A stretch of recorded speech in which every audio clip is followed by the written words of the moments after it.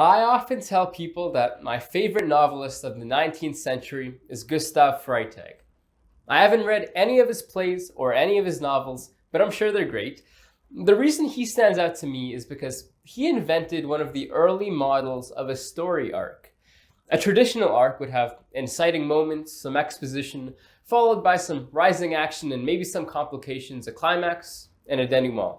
But when you think of a story arc of a speech, we don't have to hit all of those specific elements of a traditional story arc because there are many different types of speeches and public speaking.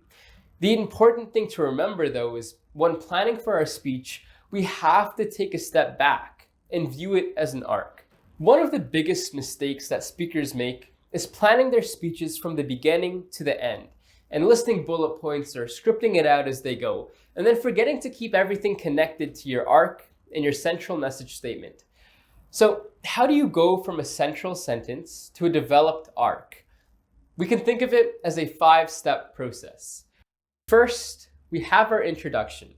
Now, 2 lessons from now, we'll go really in depth into effective introductions and conclusions. But for now, your introduction should draw your audience into the topic you're going to be talking about for the next 5, 10, or 30 minutes. Your audience wants value, so make sure that your central message statement is clearly linked here, but don't give away the entirety of your speech. Secondly, we have context. This is where you show the audience why this topic matters. A tip here is to focus on intriguing the audience instead of only appealing to emotion. You can describe how the situation or idea came to be, mention any interesting facts or stories that would make the audience more curious about your topic. Thirdly, we have our main concepts. Effective speakers tend to break up topics into 2 to 5 distinguishable points. When brainstorming your points, keep them deeply connected to your central message statement. Professor Matt McGarrity of the University of Washington talks about a few different places you can look to find these points. You can define and explain concepts within. You can look at your topic in terms of past, the present, and the future. Or you can look at different cause and effect relationships. These are good starting points, but think thoughtfully about how you can group together different ideas and information to make them valuable and digestible for your audience. In an upcoming chapter on developing authenticity, we'll teach you how to be engaging and connected to your audience. But right now, let's focus on the content. Fourthly, we have our practical implications. Why does everything you just talked about matter to your audience? Is there some sort of call to action? When you're able to relate topics directly to your audience's life, you focus them to reflect on what you've just said because now they have a personal interest in it.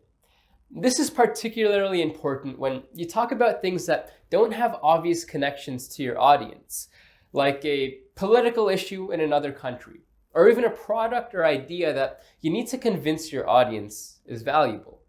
Once you've done all the work introducing and talking about your topic, you have to end with some sort of satisfying conclusion.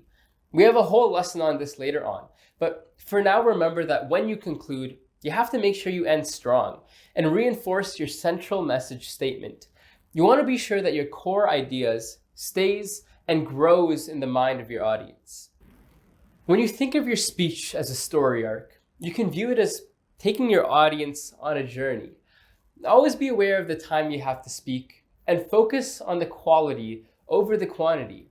Oftentimes, this means focusing on the most important ideas that'll help your audience understand the journey, as opposed to summarizing everything you wanted to talk about.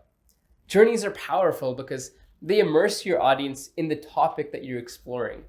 By taking them on a purposeful arc, we can meet the audience with the knowledge that they have and begin to build our insight and ideas in their minds.